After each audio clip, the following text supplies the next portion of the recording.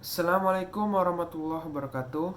Saya Emriswan Nazifi dari jurusan Ekonomi Islam, Fakultas Ekonomi Bisnis dan Islam, Universitas Islam Negeri Sumatera Utara.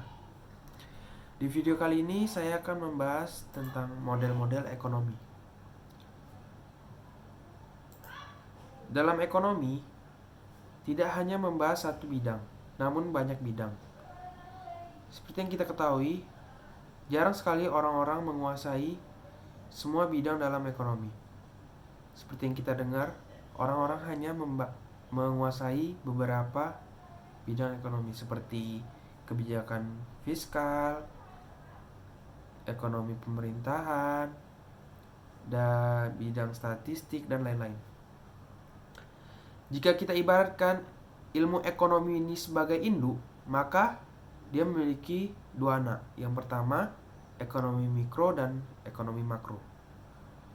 Ekonomi mikro atau yang kita sebut sebagai CFD, yaitu Circular Flow Diagram atau arus aliran barang, dan ekonomi makro CFEA, yaitu Circular Flow Economic Activity atau arus aliran uang. Dalam CFD memiliki dua siklus 8 arah seperti yang ada di gambar samping. Bila nanti di CFEA memiliki satu siklus 8 arah. Namun sekarang saya akan membahas yang siklus CFD. Dalam siklus CFD ada 4. Yang pertama produsen, pasar, RT atau rumah tangga, dan yang terakhir faktor produksi. Yang pertama dari produsen.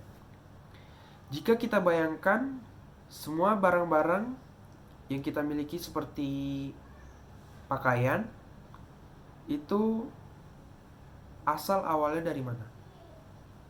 Bisa kita bilang dari alam. Namun dalam ekonomi, setelah alam itu diolah, awalnya itu kita mendapatkan pakaian kita yaitu dari pabrik. Yaitu bila di sini namanya produsen.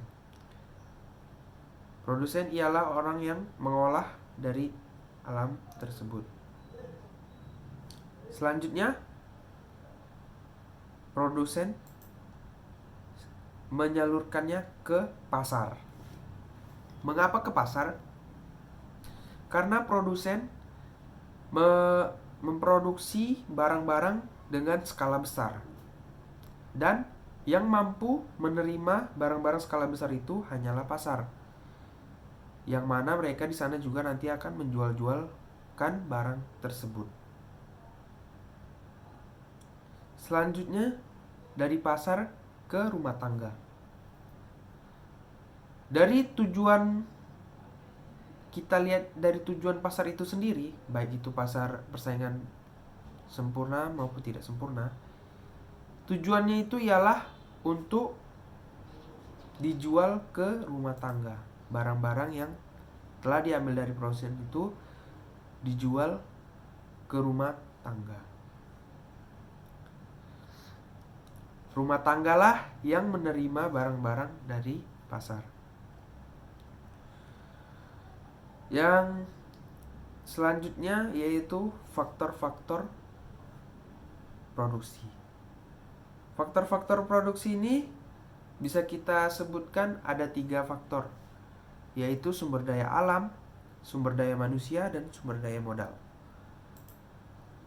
Mengapa dari rumah tangga ke faktor-faktor produksi? Karena dari faktor-faktor produksi inilah berasal dari rumah tangga, yaitu sumber daya alam seperti mungkin ada lahan dari rumah tangga tersebut dijadikan menjadi faktor produksi. Sumber daya manusianya dari rumah tangga tersebut, keluarganya, salah satu keluarganya, orang dalam keluarga tersebut menjadi buruh. Dan sumber daya modal seperti itu juga.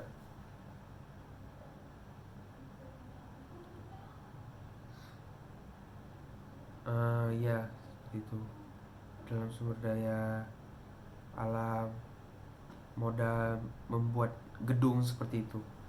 Selanjutnya kebalikannya. Kemudian dan disalurkan lagi ke produsen ya, seperti itu. Kemudian kembalikannya dari produsen ke faktor produksi. Mengapa seperti itu? Karena dari produsen ini dialah dapat menghasilkan sesuatu itu dari sumber daya alam, sumber daya manusia, dan sumber daya modal tadi. Dialah yang memberi uang, menggaji, membayar untuk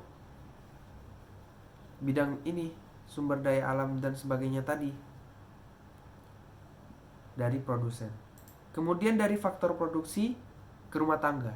Faktor produksi ini pun mendapatkan hal-hal sumber daya alam dan sebagainya itu juga dari rumah tangga.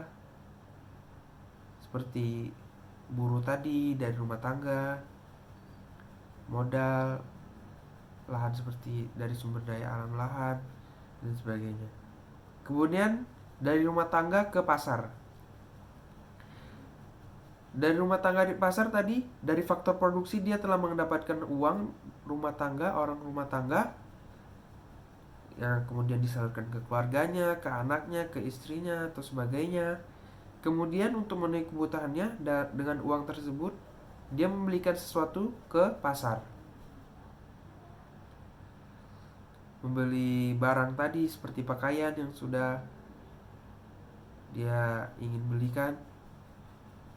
Kemudian dari pasar tidak perlu disuruh-suruh, tidak dapat, langsung dia akan menghubungi produsen.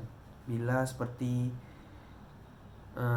kehabisan barang sudah, dia akan menghubungi produsen dan ingin meminta untuk melakukan produksi barang lagi.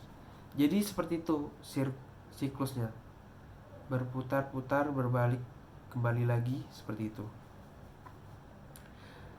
Jadi cukup sekian video dari saya kali ini. Wassalamualaikum warahmatullahi wabarakatuh. Terima kasih.